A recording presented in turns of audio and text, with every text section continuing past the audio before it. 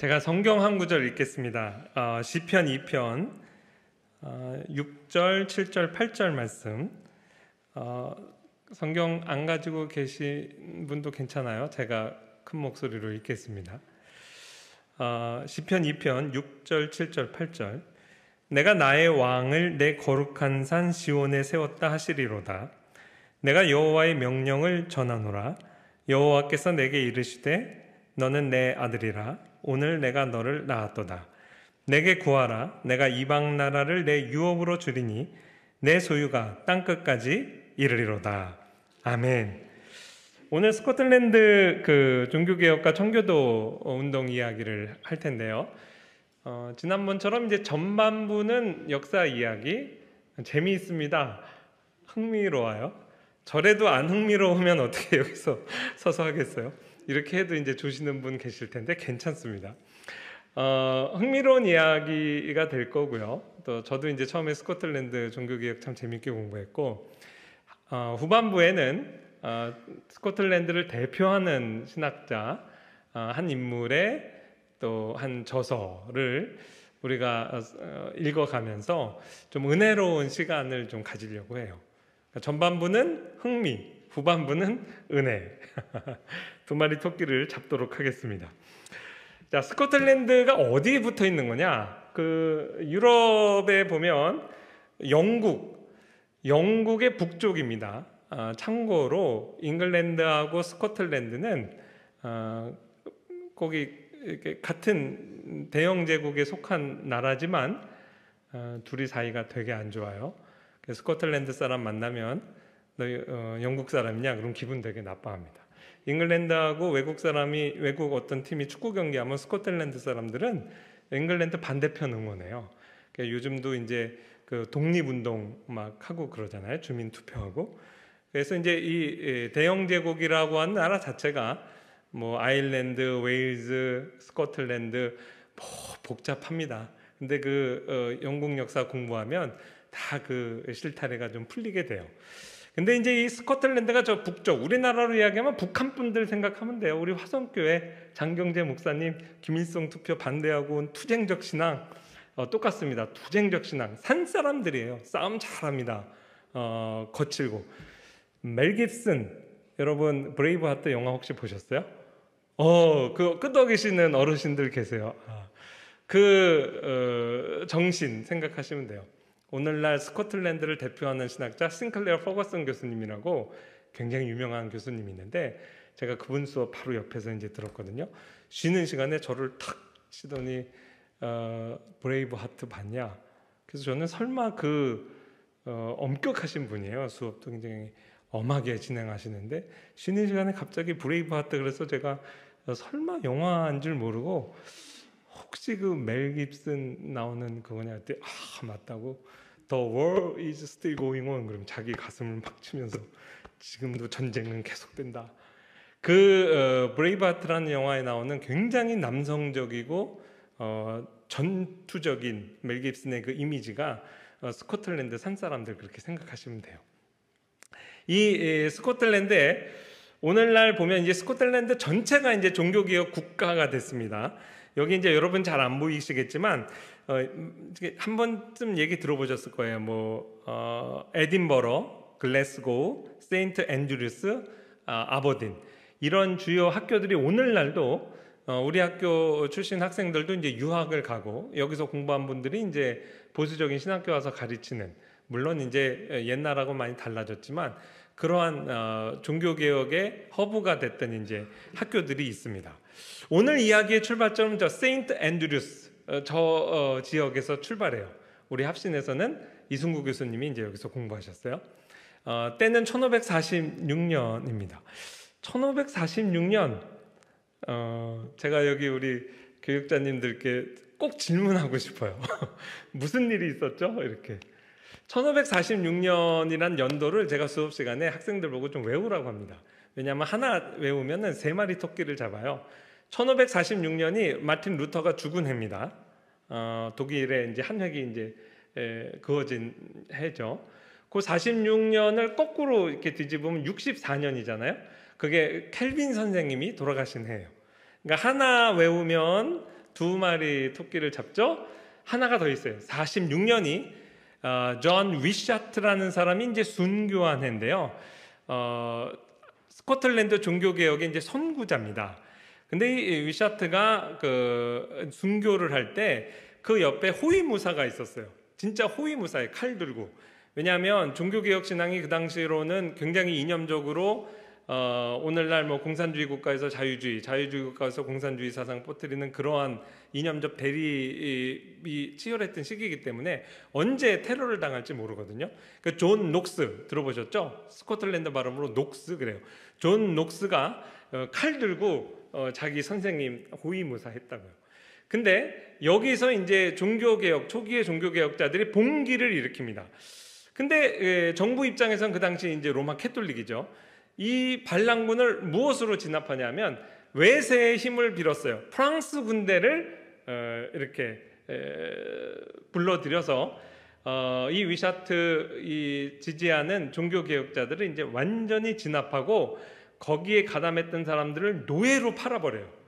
그래서 이 존 녹스라는 스코틀랜드 대표적인 종교개혁가가 노예선에 가서 이제 배너 영화 보셨죠? 거기에서 이렇게 노젓는 그러한 노예선 생활을 하게 돼요. 존 녹스 이야기를 이제 시작을 하기 전에 왜 영국하고 스코틀랜드가 이렇게 연결이 되었는가? 존 녹스를 이야기할 때 벌써 좀 마음에 거부감 갖는 분들이 계셔서 요거 문제만큼은 한번 이제 좀 짚어드리고 넘어가려고 해요. 영국 역사하고 이제 스코틀랜드 역사는 실타래처럼 이렇게 얽혀 있거든요. 어느 지점에서 확 얽히게 됐냐면 지난번 영국 이야기를 드렸을 때 영국 튜더 왕가입니다. 우리나라 뭐 고려 시대, 조선 시대 나눠져 있는 것처럼 그네들은 이제 왕조로 이야기해요. 어느 정도는 우리가 좀 구분할 줄 아는 게 이제 좀 필요하겠죠. 여기가 이제 영국 그 지난번에 강의했던 튜더 왕가 이야기인데 튜더 왕가의 마지막 왕이 엘리자베스 1세인데 1603년에 처녀왕으로 죽는다 그랬죠. 그 이제 왕조가 바뀌게 돼요. 근데 그 왕조가 스튜어트 왕가라고 합니다. 이게 스코틀랜드에 베이스 캠프를 치고 있는 거예요. 근데 어떻게 해서 그래서 스코틀랜드의 왕 제임스 6세가 스코틀랜드와 영국의 전체 왕이 되면서 제임스 1세가 된 이제 그 왕인데 이렇게 꼬이게 된 거는 헨리 8세의 아버지 헨리 7세 때 그 헨리 8세의 이제 그 남매죠. 마가렛이라는 딸이 그 스코틀랜드의 제임스 4세하고 결혼을 해서 그렇게 이제 연정 관계를 맺게 돼요. 그렇게 해서 난 제임스 5세가 또 어디랑 연결을 맺게 되냐면 프랑스의 기즈 가문의 메리 여왕하고 이제 결혼을 하게 돼서 이 스코틀랜드가 프랑스 왕실과 이렇게 그 결혼 관계를 맺게 돼서 나온 딸이 스코틀랜드 오늘의 이야기의 주인공 메리예요. 메리란 이름이 지금 튜더가에도 피에 메리가 있었죠. 그 다음에 기즈 가문의 프랑스 기즈 가문의 메리가 있죠. 또 오늘 스튜어트 왕가의 메리, 스코틀랜드 여왕 메리가 있어요.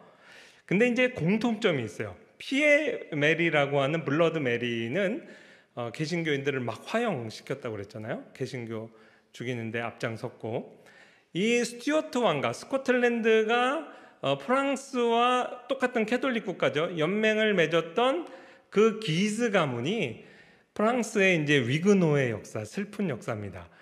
그 프랑스 안에 있는 개신교들을 잡아 죽이는데 아주 앞장섰던 가문이 이 기즈 가문이에요. 그러니까 이 기즈 가문의 메리. 그리고 스코틀랜드의 이제 여왕이 됐던 메리는 스코틀랜드 전체가 개신교가 됐음에도 꿋꿋이 죽을 때까지 로마 캐톨릭 신앙을 붙들고 있었던 메리. 메리 입장에서는 종교개혁자들 탄압하죠. 그래서 여기 이제 불이 붙었잖아요. 공통점이 있어요. 프랑스, 스코틀랜드, 그 다음에 영국 다 개신교를 죽이는데 앞장섰던 개인이나 가문 그 대표자들이 다 여자들이었고 이름도 똑같아요. 다 메리예요. 그리고 캐톨릭에서 중요하게 생각하는 성모 마리아 또 메리죠. 그러니까 이제 이 한복판에 녹스가 있었어요. 그러니까 녹스가 참 이상하다. 여자 국왕이 되는 것도 신기한데 새 왕국이 다 여자 국왕이고 다 진리를 박해하는구나. 그러니까 이제 꼭 성경 히스토리에 나오는 그 이세벨 이렇게 연상이 된 거예요. 그래서 이 녹스가 여자 혐오증 있는 사람으로 이제 스캔들로 많이 알려져 있습니다. 근데 이제 이 녹스의 여성 혐오는 여성 혐오라기보다는 이 여성 통치자에 대한 혐오고요.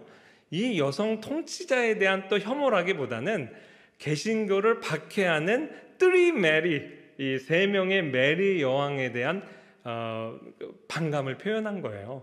그래가지고 이제 여성 통치자에 대한 굉장히 부정적인 글을 쓰고 그것 때문에 벌써 당대에도 이렇게 비판을 많이 받습니다. 켈빈 선생님이 그 책 출판하지 마라 그랬는데 이제 출판했는데 결국 그 책을 이 세 명의 메리가 읽은 게 아니라 엘리자베스 1세가 읽게 됐어요. 그러니 개신교에 대한 이제 또 부정적인 시각도 또 갖게 됐죠. 이 장로교에 대한 스코틀랜드. 그래서 이 존 녹스의 오늘날까지 그 페미니스트들이 굉장히 싫어하는 인물이 됐는데 나름대로는 이런 배경이 있었다라는 걸 좀 설명드려요. 그리고 스코틀랜드의 종교개혁 이야기를 할 때 그래서 이제 이 청교도 운동이 본격적으로 시작되기 전에 종교개혁 이야기는 흔히 스코틀랜드의 메리 여왕과 존 녹스의 투쟁으로 이제 많이 알려져 있습니다. 그래서 오늘 두 인물 이야기를 좀 흥미롭게 진행할 거예요. 아까 어디까지 했죠? 녹스가 노예선에 팔렸어요. 그 노예선에 팔려가지고 거기에서 이제 생활할 때 제가 볼 때 이 녹스가 굉장히 용감한 사람입니다. 그 프랑스 군대에 사로잡혀 있으니까 죄수들에게 그 미사 참여하도록 강요했어요. 그리고 성모 마리아상, 자기들의 신이지, 성모 마리아상에게 이렇게 키스하라고. 근데 이 녹스가 이렇게 묶인 채로 그 성모 마리아상 자기 앞에 왔을 때 이 성모 마리아상을 뺏어가지고 바다에다가 던집니다. 아마도 기록엔 안 남아있는데 그날 죽도록 맞지 않았나 싶어요. 그러니까 굉장히 이제 용감한 사람이죠. 근데 하나님이 녹스를 내버려 두지 않고 그 프랑스 함대를 에드워드 6세의 함대가 격파하고 거기서 녹스를 구출해냅니다. 튜더가의 에드워드 6세 기억하시죠? 그 짧은 기간 1547년부터 53년까지 통치한 기간에 영국의 형식적 종교개혁을 내용 있게 개혁주의 신학으로 이렇게 채우는 데 앞장섰던 그 짧게 통치했던 에드워드 6세가 그 짧은 기간에 미래의 스코틀랜드를 구한 겁니다. 그래서 이제 녹스를 해방시켜줘요. 녹스 입장에서는 자기 생명의 은인이잖아요. 그래가지고 실제 에드워드 궁정 안으로 들어갑니다. 너 그 설교 잘한다며? 왜 설교해봐? 그랬는데 에드워드 6세 앞에서 정말 설교를 잘했어요. 그러니까 에드워드 6세가 좋아했다 그랬어요. 1552년에 너 우리 완전 영국으로 귀화해서 그 로체스터 대주교 자리 줄 테니까 거기서 이제 나랑 같이 사역하자. 근데 뜻밖의 존 녹스가 그거 거절해요. 그 당시 로체스터 대주교가 되면 부와 권력 명예를 다 얻는 거거든요. 근데 녹스가 왜 거절했는지 아세요? 종교개혁을 하려면 똑바로 해야지 그냥 반은 개혁주의 신앙이고 반은 로마 캐톨릭 걸쳐있고 나는 이 영국 국교회가 마음에 안 든다. 그래서 거절했어요. 녹스가요 매력 포인트 상남자에다가 부 권력 이거에 이제 관심이 없는 사람. 그리고 나서 프랑크푸르트로 이제 대륙으로 건너가게 돼요. 근데 이때 잘한 거예요. 만약에 거기서 넙죽 그거 봤잖아요. 이듬해에 에드워드 죽고 누가 등극해요? 블러드 메리. 그 피의 메리가 등극해가지고 개신교인들 다 잡아 죽이잖아요. 아마 그 라티머 리들리 화형시키기 전에 녹스 제일 먼저 죽였을걸요. 그러니까 어떻게 보면 녹스가 이제 살아난 거죠. 그래서 이제 대륙으로 와서 프랑크푸르트로 왔다가 그 다음에 켈빈이 있는 제네바로 갑니다. 제네바에 가서 정말 잘 개혁주의 신학으로 무장하고 이렇게 신학적인 성숙을 이룹니다. 여기까지 전반전 녹스 이야기를 하고요. 녹스랑 메리랑 이렇게 투쟁이라 그랬잖아요. 이 메리 여왕 이야기를 해드릴게요. 이 메리 여왕이 이제 스코틀랜드에서 태어났을 때 이제 한 살도 되기 전에 프랑스로 그 왕실에서 빼돌리거든요. 그 이유가 있어요. 이 헨리 8세가 그 영국 종교개혁했던 헨리 8세가 아들을 계속 기다리고 있는데 드디어 아들을 얻었죠. 세이머의 몸을 통해서 이제 에드워드 6세를 얻게 돼요. 얻자마자 뭘 했냐면 스코틀랜드에 그 딸 태어났다며 미래 왕비가 될 사람 아니고 메리랑 우리 에드워드 6세 결혼시키자. 그 혼인 조약을 이제 굉장히 강압적으로 맺게 됩니다. 그 당시 이제 영국이 더 패권을 장악하고 있었거든요. 그런데 이제 스코틀랜드 입장에서는 이렇게 되면 이제 영국 왕실이 우리에 더 내정 간섭하게 되니까 그걸 싫어했어요. 그래서 이 메리를 빼돌리자. 그래서 빼돌려가지고 프랑스 왕실로 보낸 거예요. 그래서 캐톨릭 국가였던 프랑스 왕실에서 자라게 하면서 거기와 이제 프란치스 나중에 2세랑 실제 결혼합니다. 결혼하게 하려고.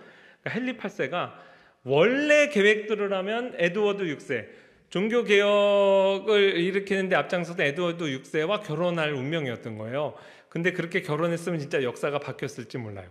근데 에드워드 6세도 이제 죽게 되고 헨리 8세가 그래서 이제 열받잖아요. 내 며느리 어디 갔냐? 프랑스로 빼돌렸다. 그래서 전쟁을 일으켜요. 근데 이제 역사가들은 그걸 재밌게 얘기해요. 그거를 고유명사 러프 우잉, 우잉이 이제 구애하다거든요. 러프가 이제 굉장히 거친 구애. 그래서 이제 내 며느리 내놔 전쟁. 재밌죠? 재미없나? 그래서 이제 영국하고 인연은 끝나게 되고 프랑스로 갔잖아요. 프랑스 왕실에서 이제 이 메리가 자라게 되는데 참 재밌어요. 이 메리가 프랑스 왕실에서 자라면서 그 당시로도 키가 되게 컸습니다. 그래서 이제 오늘날도 이 스코틀랜드의 스튜어트가의 메리를 초상화 그릴 때는 굉장히 신경 써서 굉장한 미인으로 그려요. 실제 그렇게 아름다웠대요. 키가 180. 엘리자베스 1세도 170이 넘어서 굉장히 그 키에 대한 자존감이 있었는데 자기보다 훨씬 큰 거예요. 그러니까 여자 키가 180의 장신에 6개 국어를 능통하게 했답니다. 원래 이제 스코틀랜드가 영어하죠. 프랑스 왕실에 자라서 불어를 능통하게 하죠. 그 다음에 스페인어, 그 다음에 이탈리아어, 그 다음에 라틴어하고 고전 그리스어. 그러니까 6개 국어 능통하게 하고 똑똑하고 그렇게 이제 자랐어요. 그리고 10대가 돼서 프란시스 2세 프랑스의 국왕과 실제 결혼합니다. 이제 결혼을 했는데 굉장히 애띠잖아요. 결혼한 지 1년이 채 안 돼서 프란시스 2세가 중이염을 앓다가 일찍 죽게 돼요. 그러니까 결혼해서 사실 이제 인생이 좀 기구하죠. 이 메리도. 그래서 결혼하자마자 프랑스의 왕비가 되자마자 이제 남편이 죽고 과부가 된 거예요. 근데 이제 여기서 메리가 그 판단을 뭐 나름대로는 잘 합니다. 여기서 과부로 사느니 내 조국 스코틀랜드로 가면 난 거기서 이제 여왕이다. 그래서 스코틀랜드로 가기로 결심합니다. 그게 이제 1561년의 일이에요. 이 연도가 굉장히 중요해요. 하나님의 기가 막힌 섭리가 있었어요. 근데 이제 이 메리 여왕의 남자들 이야기 지금 하잖아요. 뭐 야사 같은 얘기인데 실제 또 사실이에요. 근데 좀 흥미로운 것 중심으로 이제 얘기를 좀 꾸며가다 보니까 좀 이런 얘기를 해서 좀 죄송합니다. 이 메리 여왕이 이렇게 궁정 악사들 음악 듣고 이런 걸 또 되게 좋아했나 봐요. 근데 이제 유명한 궁정 악사 중에 프랑스 왕실에 피에르라는 사람이 있는데 메리 여왕을 굉장히 좋아했어요. 흠모했어요. 그래서 스코틀랜드 갈 때 이제 따라옵니다. 근데 이제 메리 여왕도 좋아했어요. 뭐 케이팝 스타 좋아하듯이 좋아했고, 근데 여기도 이제 메리 왕의 총애를 받으면서 이제 메리 여왕을 좀 지나치게 흠모하기 시작했어요. 그래가지고 스코틀랜드에 오자마자 이 피에르가 처형당하거든요. 근데 그 계기가 자기를 좋아해 주니까 그 메리 여왕한테 깜짝 쇼한다고 그 메리 여왕 사저에 들어가가지고 이렇게 숨어 있다가 짠 나타난 거예요. 메리가 깜짝 놀랐죠. 그 측근들이 야, 프랑스 분위기는 어떤지 모르겠지만 여기서 국왕 사저에 이렇게 일반인이 들어오는 거 아니야. 너 다음번 들어오면 죽여. 그랬거든요. 이제 한 번 봐줬어요. 근데 두 번째도 여왕의 침실 뭐 조금 사료들이 다른데 침대 밑에 숨어 있었다는 사료도 있어요. 그러다가 여왕이 들어왔는데 쫙 떠나타나서 제가 여왕님 얼마나 사랑하는지 아세요? 그런 식의 이제 깜짝 쇼를 한 거예요. 근데 이제 메리가 비명을 질렀죠. 놀라니까. 국왕이 한 나라의 여왕이 자기 사저에서 침실에서 비명을 질렀다 하면 이건 큰일입니다. 그래서 그 자리에서 나가서 이제 처형해라 그랬는데 실제로는 이제 일주일 있다 처형당하게 돼요. 이 사람의 인생에 대한 글을 쓴 사람이 마지막에 참수됐는데 참수하러 가는 그 중에 이런 얘기를 했대요. 여왕은 정말 아름다우시고 그러나 또 굉장히 잔인하신 분입니다. 나는 당신을 끝까지 사랑하지 않을 수 없습니다. 뭐 이러면서 죽었다는 이야기가 있어요. 메리 여왕이 그렇게 아름답기 때문에 이렇게 남자들이 초계와 같이 이렇게 사라지게 됐어요. 지난 시간에 헨리 8세 이야기하면서 여자로서 좀 기분 나쁘셨던 분은 지금 좀 이렇게 스트레스가 좀 풀리실 거예요. 그러고 나서 이제 스코틀랜드로 돌아와서 헨리 스튜어트 난리경과 결혼합니다. 그러니까 두 번째 결혼이에요. 이제 난리경이 이제 결혼을 하고 물론 정치적인 연정인데 결혼하고 보니까 이 메리 여왕 소문으로만 들었는데 스코틀랜드로 돌아올 때 20대가 채 안 됐어요. 그 외국 나이로 계산하면 10대거든요. 아직 젊죠. 아내에게 그 집착적인 좀 사랑을 한 거예요. 물론 다른 역사가의 뭐 정치적인 표현이 있지만 여러 가지 정황의 증거를 볼 때 아내에 대한 집착적 사랑을 한 건 이제 맞는 것 같습니다. 무슨 문제가 있냐면 메리가 스코틀랜드 들어올 때 뼛속까지 캐톨릭이었어요. 이미 메리가 돌아왔을 때는 1560년에 존 녹스의 1차 종교개혁이 마무리돼서 전체 스코틀랜드가 개혁주의 장로교회로 국가의 그 모든 체제를 딱 구축한 상황이거든요. 그러고 그 다음에 메리가 들어온 거예요. 그런데도 자기는 전혀 타협하지 않고 메리 자신만을 위한 미사를 드렸어요. 그러니까 이제 교황청 입장에서는 메리가 너무 기특한 거죠. 미래의 스코틀랜드, 심지어는 영국까지 다시 마더 처치, 이 로마 캐톨릭 품으로 들어오는데 역할을 할 사람으로 지지한 거예요. 그래서 로마 교황청에서 파송한 리지오라는 사람, 그 교황청의 이제 파견 인사인데 메리가 신앙이 같으니까 굉장히 친한 관계를 맺었습니다. 그래서 자기 사저로 불러서 교제도 하고 식사도 하고 그랬어요. 그러니까 그게 궁궐 안에서 약간 이제 스캔들처럼 소문이 돈 거예요. 이제 어떤 그 사료에 보면 이 난리경 귀에 어느 날 당신 지금 메리가 당신의 아이를 임신하고 있는데 혹시 당신 아이가 아닐 수도 있습니다. 그렇게 생각하는 역사가는 거의 없어요. 다 제임스 이 난리경의 아이를 잉태하고 있었거든요. 그게 미래의 영국과 스코틀랜드 왕 제임스 1세입니다. 임신하고 있는데 그래 그러고 자기 사병들을 데리고 자기 아내 사저로 갔더니 평소처럼 그 리지오 대사하고 식사하고 있었어요. 그 아내 임신한 아내가 보낸 그 앞에서 이 사람입니다. 이 사람을 약 50여 군데, 수십 군데를 난자해서 죽입니다. 그러니까 그게 집착이라는 게 그렇게 무서운 거예요. 그러니까 이게 이제 정치적으로 메리를 제거하고 뭐 자기가 왕이 되려고 했다 이런 이제 역사가 얘기도 있는데 그러면은 이렇게까지 잔인하게 죽이진 않았을 것 같아요. 그렇죠? 여러분이 메리라면 어떡할까요? 아무리 자기를 그렇게 목숨처럼 좋아한다고 해도 너무 무섭잖아요. 이때 메리의 마음은 이미 딱 끝났다고 봐요. 그래서 이 유명한 사건 이후에 메리랑 이 난리경이 그래도 좋은 관계를 유지합니다. 그래서 이제 스코틀랜드 사람들이 다행이다. 저 결혼 파경될 줄 알았는데 둘이 사이가 좋대. 근데 이미 제 생각에도 이 메리가 음모를 이제 꾸미고 있었어요. 바로 이듬해 난리경이 살해당하거든요. 근데 메리가 자기가 남편을 죽일 수는 없고 이때 이제 보스웰 백자하고 벌써 또 그 비정상적 관계를 맺고 있었어요. 이 보스웰 백장은요 원래 결혼하고 자기 아내도 있었어요. 근데 아내도 있는 유부남이 메리한테 그냥 홀딱 빠진 거예요. 그래가지고 이제 메리가 이 보스웰을 이용해서 남편을 이제 테러하는데 가담했다고 오늘날까지도 스코틀랜드 일반 국민은 생각하고 있어요. 역사가들은 좀 다른 해석도 물론 합니다. 근데 정황적 증거가 그래요. 남편이 아파가지고 이제 병간호를 열심히 해주는데 2층이었어요. 근데 1층에 세상에 이따만한 드럼통이 그 전체가 화약통이었어요. 그 화약통을 놓고 그 밤에 우리 시녀 중에 누가 시집 간다고, 아니 결혼한다고 그래서 여보 나 다녀올게요. 그리고 이제 메리가 남편 곁을 떠났죠. 그러고 나서 한밤중에 폭탄이 터진 거예요. 근데 이 폭탄이 터졌는데 난리경이 살았어요. 그래가지고 창문을 넘어가지고 막 도망가는데 그 자객이 숨어 있다가 저놈이 살았네? 가가지고 목을 졸라서 죽입니다. 그 범죄 현장 여러분 보고 계세요.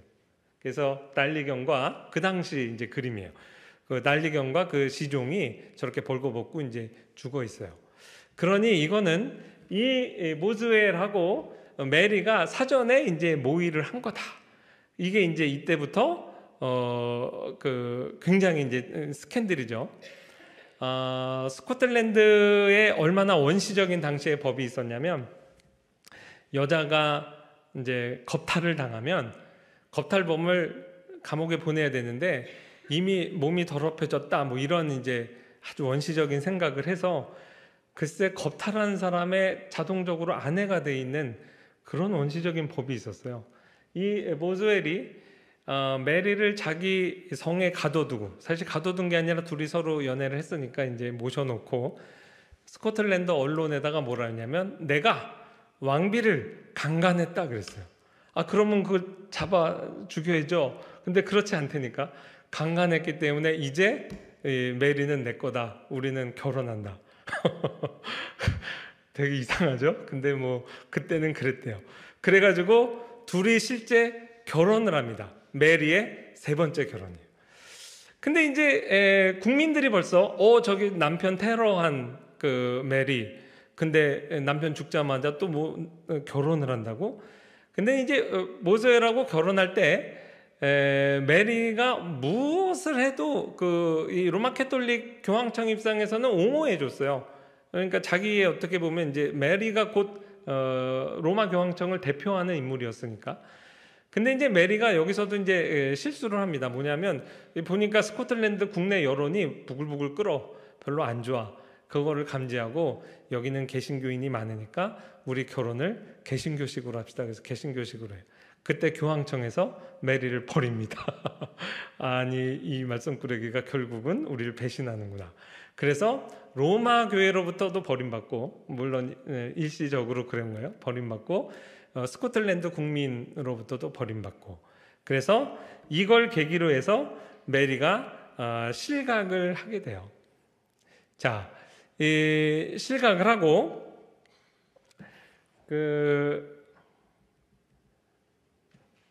1587년에, 그러니까 시간이 많이 지났죠. 실각을 하고 어디로 피해 가냐면 이제 엘리자베스 1세한테 피해 간 거예요. 근데 실제 왕위 계승법으로도 엘리자베스 1세가 죽으면 그 왕위 계승권이 메리에게로 넘어갈 확률이 굉장히 높아지게 돼 있었어요. 그러니까 엘리자베스 1세 입장에서는 메리가 굉장히 경쟁자죠. 근데 함부로 할 수 없는 게 메리를 처단했다 그러면 로마 캐톨릭 국가들이 아마 영국을 침입할 수도 있었어요. 실제 그랬어요.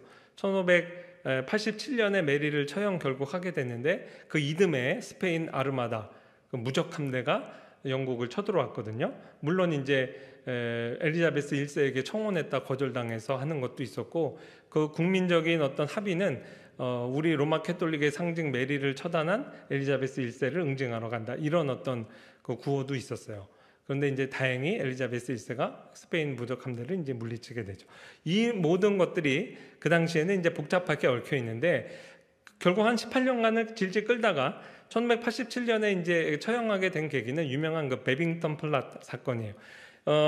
메리를 일단 영국에서 엘리자베스 1세가 가둬놨거든요. 근데 갇혀진 상황 속에서 계속 엘리자베스 1세를 반대하는 반대파하고 서신 교환을 하게 됩니다. 그들은 이제 엘리자베스 1세를 제거하고 다시 로마 캐톨릭의 부흥을 꿈꾸는 사람들이에요. 그래서 여기에 스코틀랜드의 이 메리 여왕의 지지를 받아가지고 반란을 일으키겠다 하는데 메리 여왕이 이제 사인을 하게 돼요. 근데 그것이 발각이 돼서 결국 이제 엘리자베스 1세를 시해하려고 했던 증거가 확증되니까, 근데 그거 자체가 이제 일종의 트랩이었어요. 딱 그거 잡아가지고 이제 처형하게 되죠. 그래서 이제 메리는 이렇게 해서 실각을 하는데 이게 하나님의 섭리라는 거예요.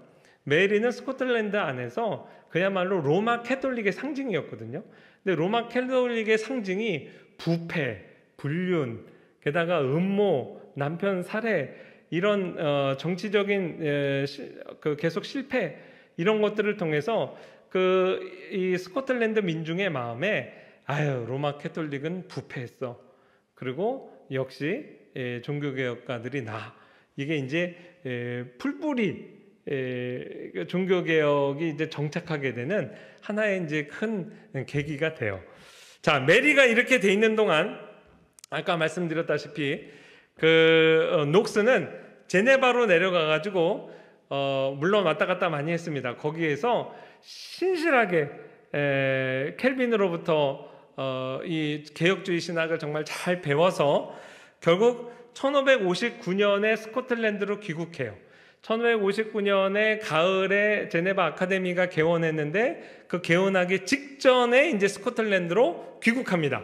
그래서 이제 배운 대로 스코틀랜드 교회를 종교 개혁의 정신으로 개혁을 한 거예요. 그래서 1560년에 세인트 자이즈, 오늘날도 이제 스코틀랜드 가면은 녹스의 대표적인 이제 유적지가 되죠. 그 예배당 지금도 그대로 남아 있어요. 거기에서 담임 목사하면서 제1치리석 이 스코틀랜드 교회 전체를 개혁주의 장로교회로 탈바꿈시킵니다. 그 다음에 스코틀랜드 신앙 고백서 작성해가지고 고해 12월 20날 스코틀랜드 의회가 이 개혁 법안을 다 통과시켜요. 그래서 1560년 12월이 되면 1561년을 맞이할 때가 되면 공식적으로 스코틀랜드는 최초의 국가 단위로 전체가 종교개혁, 그것도 개혁주의 신학을 받아들이고 교회론적으로는 장로교 정치를 받아들이는 유일무이한 최고의 이제 종교개혁이 성공했다는 그 나라가 된 거예요. 그리고 나서 이게 섭리라는 거죠. 기가 막힌 섭리로 바로 그 다음에 메리가 귀국하면서 대판 싸움이 벌어진 거죠. 제가 하나님의 기가 막힌 섭리를 얘기할 때 영국도 탑다운식으로 위에서부터 내려오는 종교개혁, 그러나 이 뿌리로 정착이 잘 안 될 때 블러드 메리, 피의 메리를 일으켜서 한 5년 교회를 강하게 핍박을 하면서 오히려 이 영국 국민들의 마음에 종교개혁 신앙이 옳구나, 그게 우리는 종교개혁 국가다라는 게 뿌리내는 것처럼 일단 존 녹스의 영향으로 스코틀랜드가 탑다운식의 종교개혁이죠. 종교개혁을 한 다음에는 이 또 메리를 보내서, 또 다른 메리를 보내서 대판 싸우는 이 과정에 점차 일반 스코틀랜드 국민의 마음속에 종교개혁이 자리 잡도록 하나님이 그 기간을 거의 예외 없이 주시는 것 같아요. 한 교회가 제대로 세워지는 데 있어서 환난과 어려움 없이 세워지는 교회 없다고 봐요. 이 교회 개혁의 역사를 보면 그냥 우리 목사님이 다 알아서 해주겠지 이래서는 교회의 성장이 안 이루어집니다. 진정한 의미의 질적인 성장이. 무언가는 어려움을 같이 통과하고 기도하고 기도응답을 통해 하나님의 살아계심 체험하면서 하나님이 이렇게 뿌리로부터 신앙이 이제 성장하도록 개인에게, 공동체에게 그렇게 역사하시는 것 같아요. 자, 그리고 나서 녹스가 이제 근데 이제 이 재밌는 얘기 하나 해드릴게요. 이 흥미로운 얘기를 하기로 했으니까. 이 메리 여왕이 사실 제가 볼 때도 좀 대단한 사람 같아요. 혼자서 여자의 몸으로 스코틀랜드 그 산 사람들 안에서 나름대로 그래도 여왕으로 통치를 한 거잖아요. 다 개신교인들이고 자기 혼자만 로마 캐톨릭이고 그거 어떻게 버텨나갈 수 있었을까? 그게 사실은 결국은 다 실정을 했지만 국무회의하고 이럴 때 이 메리가 자기의 의견을 관철시키는 그런 노하우가 있었다 그래요. 그 산사람들 사이에서, 재상들 사이에서 여자가 자기 의견을 관철하는 거. 근데 이제 그게 제가 수업 시간에 배울 땐 야사로 배웠는데 실제 프라이머리 소스를 읽으니까 그렇더라고요.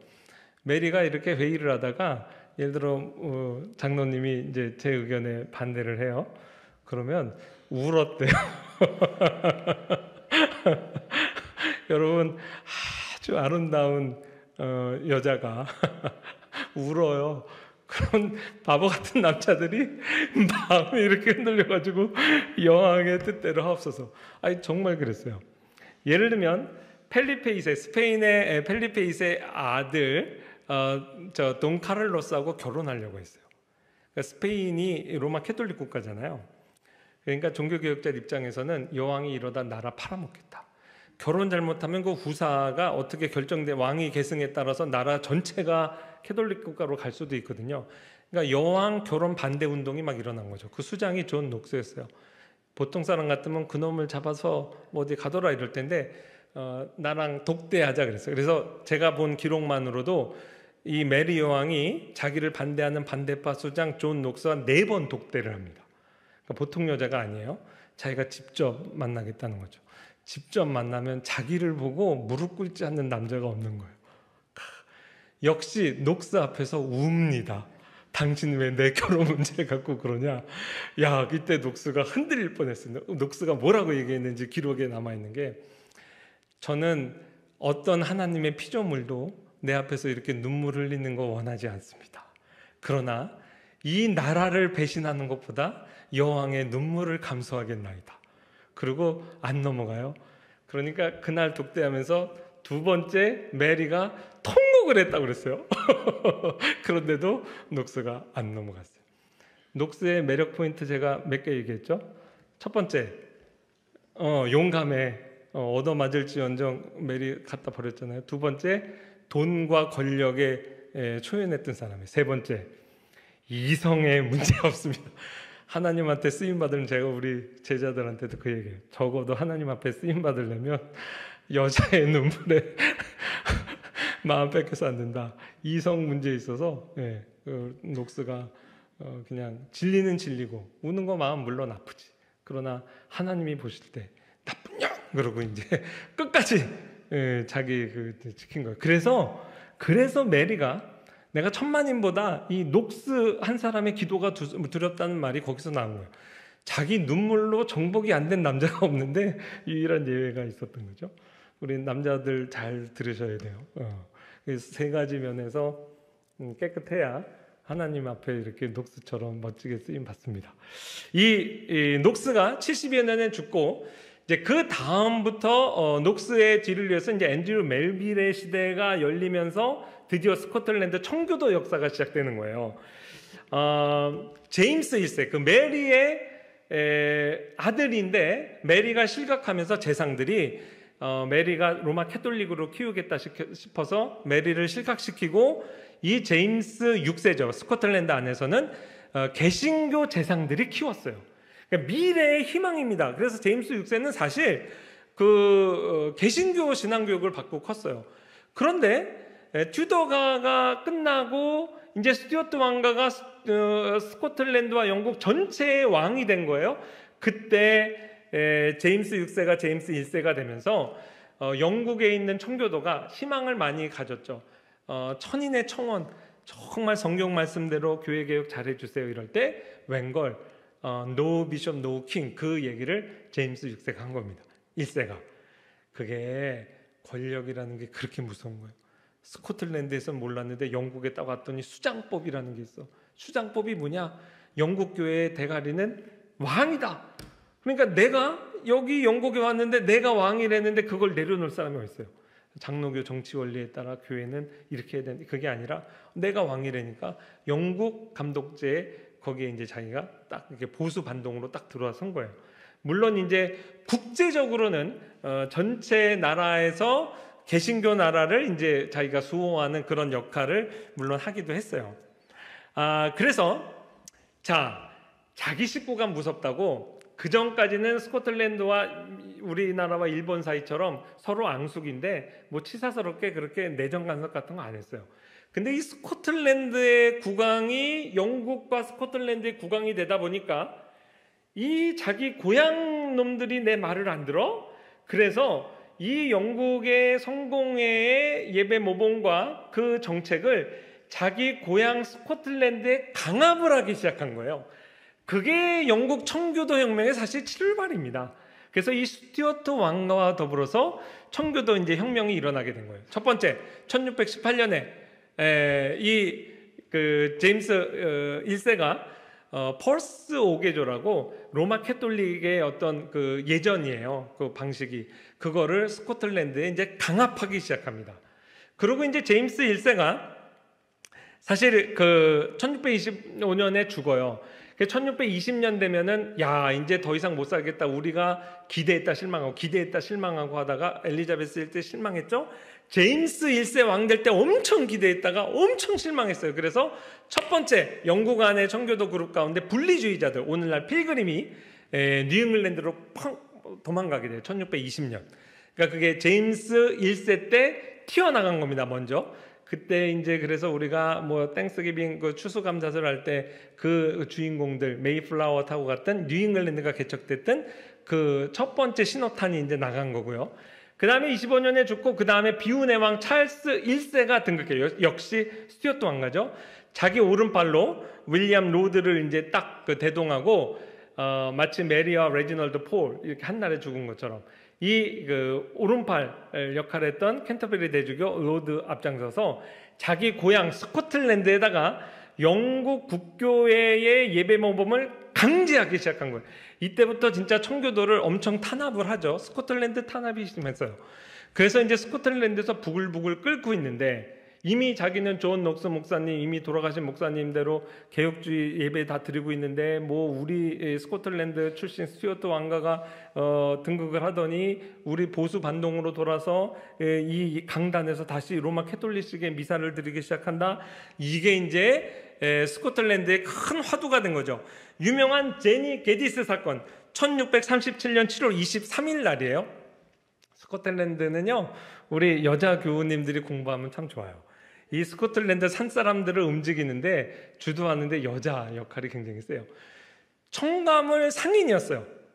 보통 그렇게 길거리에서 우리로 하면 이제 가락 농수산물 시장에서 채소 팔고 하는 아주머니가 주일날 예배드리러 왔는데 오늘날도 유럽에 가면은 의자가 없잖아요. 그래서 이제 자기가 자기 낚시 의자 같은 걸 들고 다녔다고 그래요. 이 제니 게디스라는 여자가 어느 날 예배드리러 딱 왔는데 그게 37년 7월 23일이에요. 앞에서 갑자기 옛날에 사라졌던 로마 캐톨릭식의 미사 비슷한 거를 예배를 집전하고 있어. 열이 팍 받은 거예요. 그래서 그 말이 그대로 남아있는데 차마 옮길 수가 없습니다. 완전히 쌍욕을 하면서 그 뒷부분만 다워 예세이 마스이만 럭 이렇게 무슨 말이냐면 내기에 미사 나부랭이를 짓거리냐 그러고 자기가 앉아있던 이 의자를 집어서 던진 거에 냅다.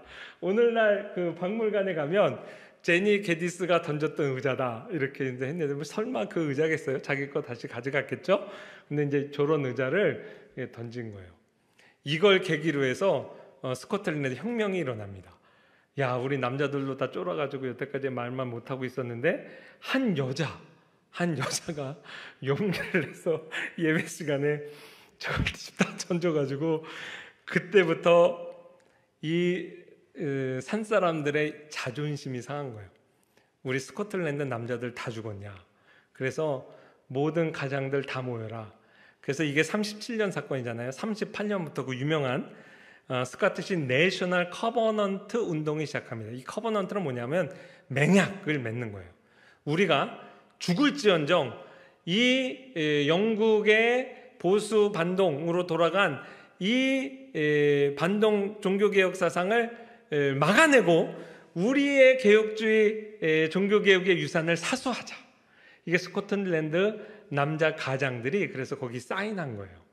그래서 여기서부터 부글부글 일어나니까 이놈 봐라. 그러고 스튜어트 찰스 1세가 이놈들 한번 버릇을 고쳐줘야 되겠다 해서 전쟁을 일으킨 겁니다. 원래 자기 고향 놈들 딱 진압하려고. 그래가지고 전쟁을 하려면 돈이 필요해요. 그래서 의회를 소집했어요. 소집도 안 하던 거. 의회를 딱 소집을 하고 봤더니 영국의 의회의 절대 다수가 다 청교도인 거야. 그래가지고 우리가 지금 전쟁이 문제가 아니라 그동안 민주주의는 민주주의 안 한 거, 종교개혁 제대로 안 한 거, 이거 갖고서는 왕에 대해 대적을 하니까 거기서 왕당파와 의회파가 나눠서 전쟁이 일어난 거죠. 그러니까 영국 청교도 혁명이 사실은 이 스코틀랜드로부터 발원한 거예요. 그래가지고 왕당파하고 의회파, 지난번에 영국 지도 보여드렸죠? 전쟁을 일으켰는데 의회파는 돈이 많아요. 왕당파는 옛날에 전쟁의 영웅들이 거기 있습니다. 누가 이겼을까요? 백전백패하는 거예요. 의회파 청교도가. 이 옛날 전쟁은 노장들의 전쟁 전략이거든요. 근데 계속 전쟁을 지니까 의회파가 야, 이러다가 우리나라 망하겠다. 도움이 필요하다. 스코틀랜드 산사람들의 도움이 필요하다. 그래가지고 스코틀랜드 국민 계약 운동하고 있는 거기에게 손을 내민 겁니다. 우리 좀 도와줘라. 신앙이 같지 않냐. 어떤 양상이라고 생각하면 되냐면 일본하고 우리나라가 전쟁이 붙었는데 기독교가 일본 기독교와 손을 잡은 거예요. 기독교 신앙으로. 그러니까 민족적으로는 되게 불신해요. 그러나 같은 종교개혁 신앙이란 이유로 스코틀랜드 내셔널 커버넌트 운동하고 영국 의회파하고 손을 잡으면서 영국 청교도 혁명이 승리하게 되는 겁니다. 역시 잘 싸우거든요. 그때 스코틀랜드가 조건이 있었어요. 야, 너희는 종교개혁이 볼 때 너무 뜨뜻미지근해.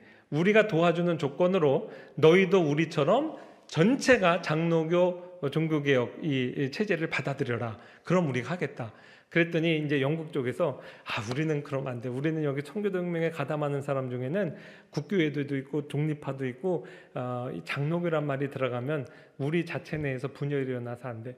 그래서 어떻게 합의했냐면 가장 성경적이고 또 가장 완벽한 종교개혁 교회의 모델이 된 모델을 따라서 우리가 교회를 개혁하겠다.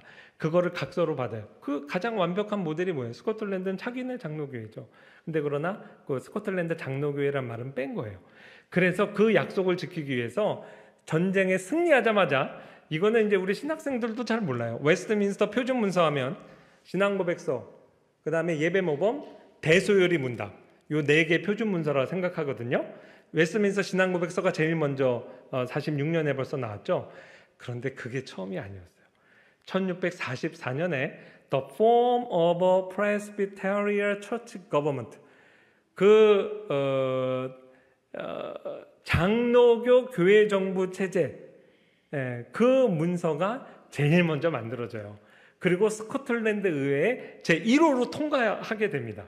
그게 이 연정의 그 조건이었기 때문에 그래요. 근데 영국 안에서는 한 번도 전국적인 장로교 체제가 구축된 적이 없기 때문에 그 문서는 이제 영국에서는 효력을 발휘하지 못했던 거죠. 그래서 이제 표준 문서 얘기할 때 사실 그걸 먼저 얘기해야 돼요. 그래서 이 영국 청교도 의회파하고 스코틀랜드가 조약을 맺은 게 그 유명한 1643년 살럼 리그 앤 커버넌트, 엄숙 동맹이라는 동맹입니다. 이렇게 해서 이제 청교도가 혁명에 성공하게 됐는데, 그 이후에 영국의 이 혁명 주체가 독립파 이끄는 올리버 크롬웰의 이제 군대가 됐어요. 근데 결국은 이 역사는 이제 좀 약하겠습니다. 그러나 짧게 이렇게 말씀드릴게요. 이 언약도들, 커버넌트를 맺었으니 이제 이게 스코틀랜드 청교도는 그래서 언약도의 역사라 그래요. 이 언약도가 큰 실수를 하나 하게 돼요. 이게 이제 청교도 혁명이 이루어진 다음에는 영국의 주도 세력이 올리버 크롬웰이 독립파, 장로교하고 싸웠어요. 아니나 다를까 그 영국 놈들 못 믿어 민족적 감정이 서로 더 큰 거예요. 둘이 반목을 하는 게 심하겠고 1650년엔 던바 전투까지 벌어져요. 같은 팀끼리. 그래서 이제 스코틀랜드가 영국하고 아주 사이가 아주 안 좋아졌죠.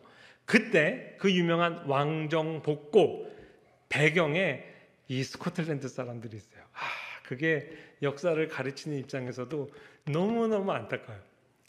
사실 올리버 크롬웰은 영국 사람이고 스튜어트 왕가는 원래 스코틀랜드 사람이잖아요.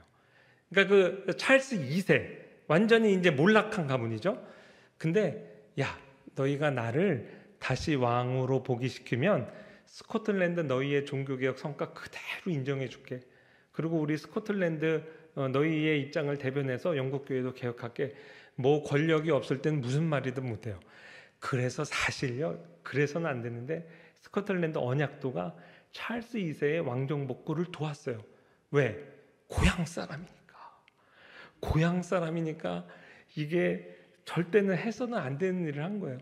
그런데 왕정 복구 되자마자, 권력을 잡자마자 자기가 했던 약속 까맣게 잊고 찰스 2세가 다시 보수 반동으로 돌아서 제일 큰 박해를 시작합니다. 그게 통일법 해가지고 영국 이 국교회에 순응하지 않는 모든 목회자들 다 내쫓아요.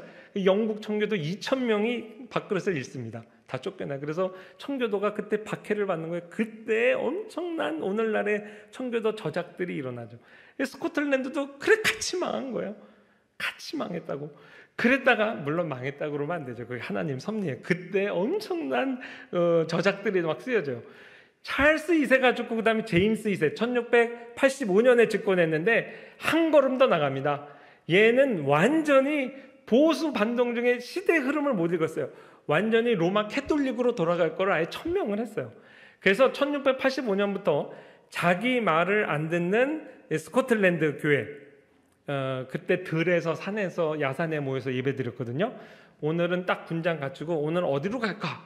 그래서 자기 부하들 데리고 와가지고 들판에서 예배드리고 있는 언약도 남자와 여자와 어린아이들을 아끼지 않았습니다.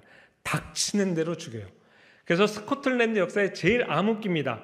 1685년부터 88년 3년 동안 킬링 타임, 사륙의 시기. 스코틀랜드 교회도 그렇게 어려움을 겪었어요. 3년 동안. 그러다가 살다 못하겠다. 어떻게 이런 왕이 있냐. 그래서 영국 이제 청교도 의회가 오라네가 거기에다 편지를 써서 우리 나라에 쳐들어와라. 쳐들어오면 우리가 항복을 할게. 그래서 이 제임스 2세 좀 쫓아내주라. 그 혁명이 피 한 방울 안 흘렸다고 그래서 명예혁명입니다. 이제 교과서에 책에서 나오는 1600 89년이 이렇게 되면 명예혁명 결과로 이 오라네가에 있는 사람은 영어도 모르고 내정 간섭 안 했어요. 근데 재밌는 게 여기도 메리 여왕이, 이 메리 여왕은 개신교 그래도 친화적 메리 여왕이죠. 의해서 종교 관용법 통과하면서 이제 스코틀랜드 청교도와 영국 청교도가 다 해방을 이제 맞게 됩니다. 시간이 너무 많이 갔는데 스코틀랜드가 여러 가지 면에서 정황적으로 한쪽으로 로마 캐톨릭하고 싸우면서 동시에 스코틀랜드가 누구랑 싸워야 되냐면 영국 성공회에 더불어 싸웠어요. 근데 영국 성공회도 엄밀한 의미에서 종교 개혁 국가잖아요. 그러니까 종교 개혁 중에서도 더 확실한 종교 개혁을 단행할 수 있는 역사적 정황이 이제 마련됐던 거죠. 이것도 하나님의 이제 섭리라고 이제 봅니다. 아까 웨스턴 표준문서를 얘기할 때 장로교 정부 형태론, 이것이 사실은 이제 또 하나가 있었다라는 것, 웨스트민스터 표준문서에 사실상 시간적 순서상 먼저 있었다는 걸 이제 말씀드리고요. 그래서 장로교 그 청교도 혁명은 스코틀랜드 입장에서 봤을 때는 장로교 개혁주의의 성공이었어요. 그래서 이 문헌에 보면 오늘날 우리가 신종하는 이 철저한 장로교 노예 정치를 잘 이렇게 구축을 했습니다. 그리고 웨스트민스터 총회의 스코틀랜드 대표, 오늘 우리가 살펴보기엔 사무엘 루더포드를 비롯해서 국가를 대표하는 6명의 스코틀랜드 대표단, 다 장로교죠. 그리고 약 150명의 그 웨스트민스터 총대들 가운데 한 80%가 다 장로교였어요. 그런데 여기에 장로교 교회 정부 체제와 교회론에 있어서 다른 이견을 가진 그룹이 있었으니 다음 주에 공부하게 될 뉴잉글랜드 비블리파 이제 청교도 이야기입니다. 영국 안에는 이제 독립파 올리버 크롬웰하고 연정되었던 이 소수의 그룹이 있었어요. 이 둘 사이에 큰 이제 교회론 논쟁이 이제 있게 되는 시대가 되고, 뉴잉글랜드 청교도와 어떤 부분에서 이제 다른지 이야기를 다음 시간에 해드리도록 하겠습니다. 오늘 이제 마치는 시간까지 좀 살펴볼 인물은 이 사무엘 루더포드, 세계사 교과서에 렉스라는 저서로 아주 널리 알려진 사람이에요. 법학과 정치학과 학생들은 반드시 읽어야 되는 필독서죠. 가장 이른 시기에 국민 재권 사상, 민주정치의 아버지와 같은 그런 대단한 정치가가요, 대단한 신학자였던 목회자였어요. 이 사무엘 루더포드의 대표적인 저작 하나를 제가 원래는 한 권짜리인데 우리나라 말로 번역을 했더니 거의 뭐 1000페이지, 거의 뭐 1500페이지 이상 넘어가서 이렇게 제가 두 권으로 나눠서 이제 번역을 했거든요. 근데 이제 이 책에 나온 언약 신학을 좀 소개하겠습니다. 다음 시간에도 이제 연결이 되는데요. 여러분, 우리 박윤선 주석 성경은 구약과 신약 다 언약의 책이죠. 왜 하나님이 우리와 언약 관계를 맺으면서 우리에게 다가오실 수밖에 없냐면, 제가 이제 이 모델을 하나 만들어 봤어요. 이 하나님이라고 이 동그라미를 생각한다면 하나님으로부터 우리가 모든 것을 받았죠.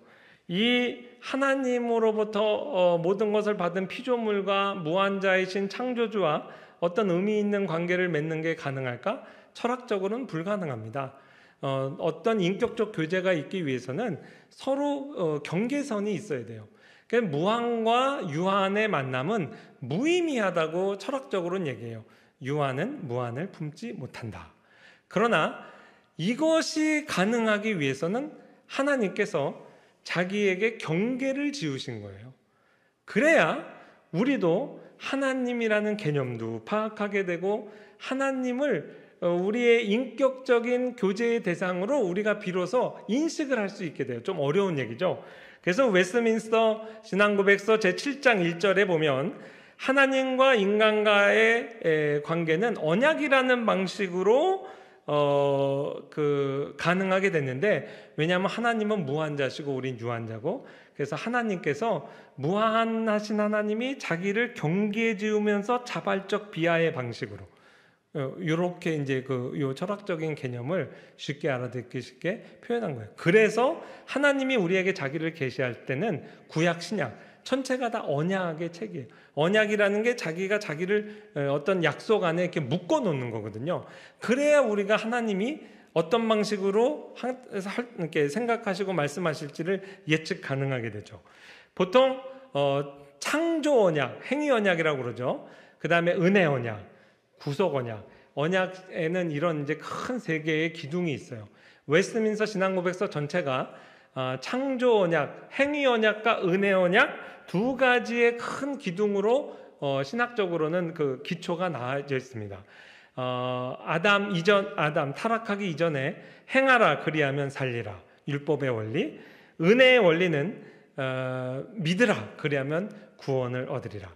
이 두 가지의 원리가 언약 신학의 이제 큰 중심적 원리가 돼요. 왜 하나님이 인간에게 자유의지를 주셨는가? 창세기의 기사를 읽으면 하나님이 말씀하면 그대로 이루어집니다. 이르시되 빛이 있으라 하시니 빛이 있었고, 이르시되 먹을 것을 주노라 하니 그대로 되니라. 다 그렇게 구성되는데 창세기 2장에 가면 파격 구문이 일어나요. 뭐냐면 여호와께서 사람에게 명하여 이르시되 선악을 알게 하는 나무의 열매는 먹지 말라. 여태까지의 패턴으로는 하나님이 빛이 있으라 그러면 우주가 창조됐는데, 말씀 한마디로 하나님이 인간 보고 먹지 말라 하시니 인간이 선악과만 보면 입이 닫히고 눈이 멀고 이렇게 나와야 말 것 같은데, 최초입니다. 하나님이 하지 말라. 그리고 네가 먹는 날에는, 하나님이 정면으로 못하게 한 계시를, 하나님의 의지를 정면으로 거스릴 수 있는 존재가 인간이라는 거예요. 대단한 겁니다. 창세기 창조기사에 있어서 유일한 예외예요. 인간을 창조하고 하나님의 의지를 정면으로 거스릴 수 있는 자유의지가 우리에게 있다고요. 하나님이 이 자유의지를 왜 주셨느냐? 자유가 있어야만 가능한 게 있기 때문에 그래요. 그게 사랑입니다. 그래서 결국 율법의 정신이 마음과 뜻과 정성을 다해 우리 전 의지적 명령이죠. 그걸 하나님을 사랑하라. 왜냐하면 하나님이 우리와 사랑을 나누는 관계를 맺고 싶어서 사랑해요, 사랑해요, 사랑해요 이렇게 프로그래밍된 로봇을 만든 게 아니에요. 하나님을 거절하고 미워할 수 있는 자유까지 주시고 그 자유의지로 우리와 사랑의 교제를 나누길 원하신 거죠. 그래서 자유의지의 목적은 사랑입니다. 인간은 사랑하기 위해 지음받은 존재고 사랑이 없이는 우리는 삶의 의미가 없어요. 그래서 하나님을 사랑하지 않는 인생 살 이유가 없는 거예요. 그래서 생명 언약이란 말로도 대치가 가능해요. 행위 언약, 사랑 언약, 생명 언약, 창조 언약 이런 다양한 명칭을 갖는 이유이기도 해요. 그런데 이 창조 언약에서 행위 언약에서 아담이 실패하고 우리의 몸과 마음과 뜻과 정성을 다해서 하나님을 사랑하는 마음으로 하나님의 법을 지키는 것이 불가능하게 됐죠. 불가능하게 됐을 때 하나님께서 우리와 더불어 은혜 언약을 맺고 예수 그리스도를 믿으라 그래야만 살리라. 이게 이제 은혜 언약의 원리잖아요. 은혜 언약의 원리를 이 루더포드는 이 창세기부터 계시록까지를 관통하는 하나의 주제로 삼습니다. 그래서 성경에 나오는 다양한 언약이 결국은 하나님이 그리스도를 통해서 우리에게 베푸시는 은혜를 위한 언약이에요. 근데 이제 다른 언약 신학자들과 좀 다른 게 이거예요. 심지어는 하나님이 우리와 맺으신 행위 언약 안에서도 은혜의 요소를 발견합니다. 그래서 아무리 아담이 정말 율법대로 온갖 마음과 뜻과 정성을 다해서 하나님의 계명을 지키고 선악과 안 따먹었어도 그래도 그 보상으로 받게 되는 생명, 영생이 아담에게는 과분하다. 하나님이 아담은 요만큼 잘했는데 그거를 이만큼 보상해 주는 걸 볼 때 그것도 이제 역시 은혜다. 그래서 이 은혜 언약의 통일성이라는 관점에서 성경 66권에 나온 모든 언약을 살필 뿐 아니라 심지어 타락 전 아담의 상태에서도 은혜의 요소를 강조한다는 면, 하나님의 작정적 측면에 있어서는 아담 역시 예수 그리스도를 통해 영원한 생명에 예정되었다는 것, 행위 언약을 인정하고 그거 단어를 쓰지만 그거는 일종의 잠시 있다 사라지는 여름 별장이라는 것, 이런 것들이 이제 이 루더포드 언약 신학의 좀 특징이 돼요. 자, 진짜 루더포드 언약 신학의 특징적인 내용은 두 번째 책 구속 언약에 있습니다. 참 신비한 언약이에요. 하나님이 아담을 창조한 것부터 예수 그리스도를 보내 구속사역을 다 이루시고 최후 심판 이루시는 이 은혜 언약의 모든 역사의 초시간적인 배경으로 창세 전에 삼위 하나님 사이에 맺어진 언약을 구속 언약이라 그래요. 구속 언약이란 초시간적 의미에서 창조 이전에 혹은 영원에서부터 사람의 구원과 특히 그리스도의 구속사역에 관하여 삼위 사이에 맺은 영원한 언약으로 정의될 수 있습니다. 특히 성부 하나님과 성자 하나님께서 언약의 당사자로 참여합니다. 여기서 성부는 영원한 작정 가운데 성자를 선택하시고 성자의 구원사역에 대한 보상으로 성자께 택자를 약속합니다. 성자는 택자의 구원을 위해 성육신과 십자가와 같은 특별한 사역을 수행하기로 자발적으로 동의합니다. 이러한 구속 언약은 영원부터 이미 확정되고 결론 지어진 언약입니다. 무엇보다 언약의 당사자가 영원한 하나님이시기 때문입니다. 우리를 구원하시기로 한 작정이 이미 창세 전에 삼위 하나님 사이에 우리를 어떻게 구원할 것인가에 대한 모종의 의논, 협약 또는 그거를 언약 이렇게 표현을 해요. 신학자들이. 이거에 대해서 성경을 많이 주의한 사람이 루더포드예요. 그래서 이 생명의 언약이라는 책에 보면요, 이렇게 제가 만든 도표인데요, 성경에 하나님이 창세 이전에 우리들을 구원하시기 위해서 삼위 하나님 사이에 모종의 언약과 의논이 있었다라는 것을 주회적으로 입증하기 위해서 크게 13개의 논거를 제시를 합니다. 한 논거 한 논거에 이렇게 성경 주회를 풍성하게 하고 있어요. 그 중에 대표적으로 13번째 논거에 보면 시편 2편 말씀, 히브리서 5장 말씀을 하는데 그 한 샘플만 여러분께 보여드릴게요.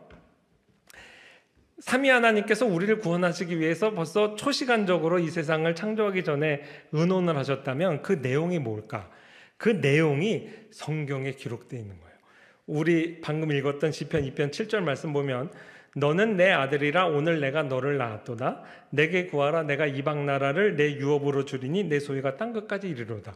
이 구절이 무슨 의미인지를 언뜻 읽으면 잘 몰라요. 근데 얼마나 중요하냐면 베드로의 설교에서도 바울의 설교에서도 이 구절이 계속 초대교회 때 인용이 되고요. 히브리서를 풀어나가는 핵심 구절 중에 하나가 됩니다.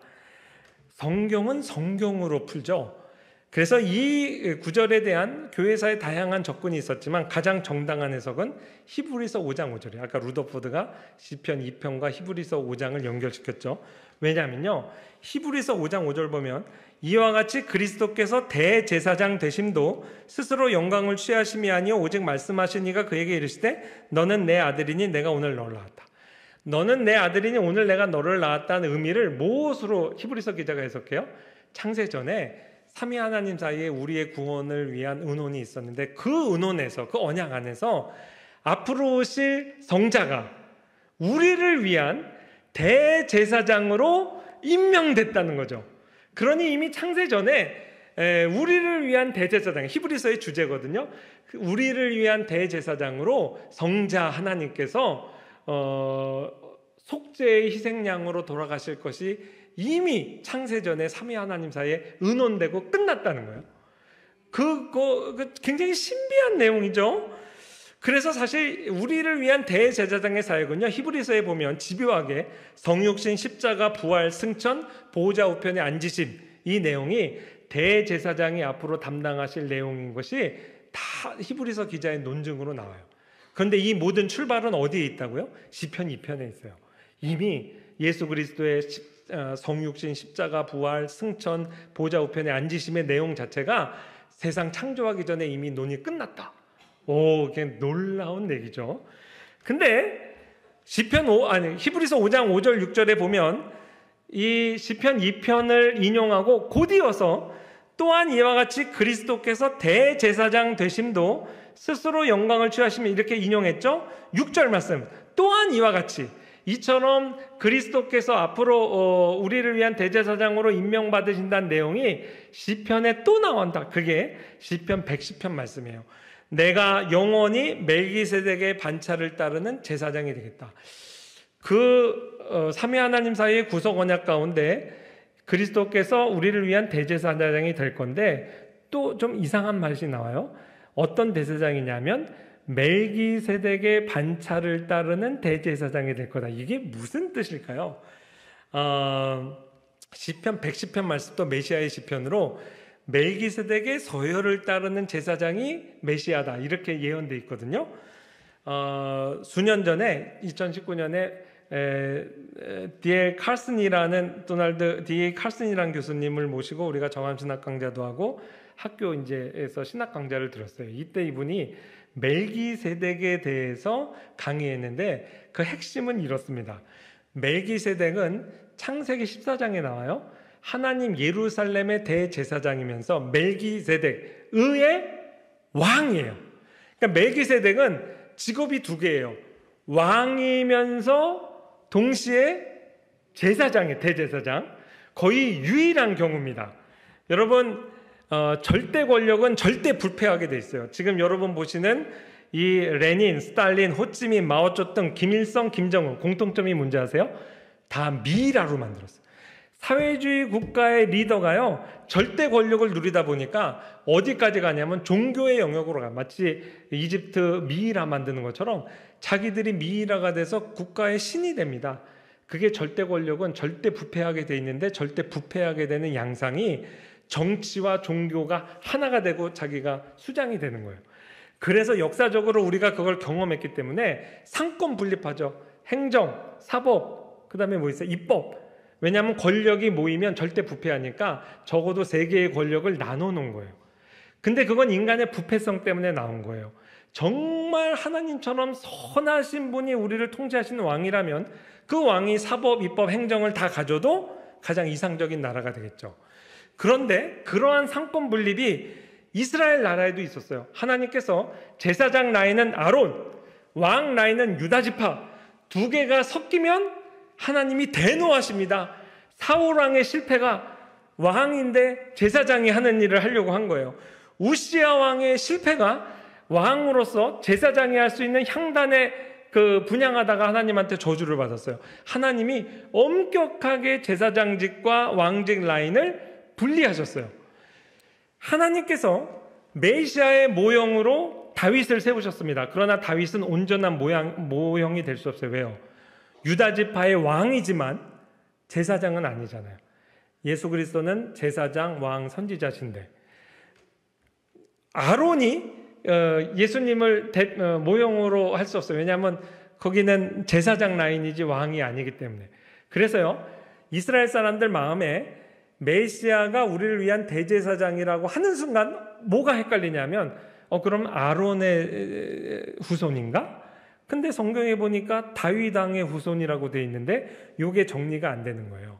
그래서 하나님께서 율법이 나오기도 전에, 이미 아론과 모세를 세우기도 전에, 다윗 왕이 나오기도 전에 메시아를 예표하는 신비한 인물로 멜기세덱을 동원한 겁니다. 왜? 멜기세덱은 왕직과 제사장직의 모형이기 때문에 그래요.